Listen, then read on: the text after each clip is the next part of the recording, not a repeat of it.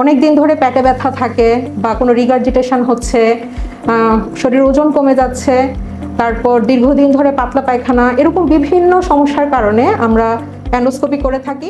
Gastroliver medical camp আগামী শুক্রবার সকাল 9টা থেকে বিকেল 5টা পর্যন্ত কুমিল্লা গোমতী হাসপাতালে গ্যাস্ট্রোএন্টারোলজি বিভাগে 50% ছাড়ে এন্ডোস্কোপি পরীক্ষা ও মেডিকেল ক্যাম্পের আয়োজন করা হয়েছে।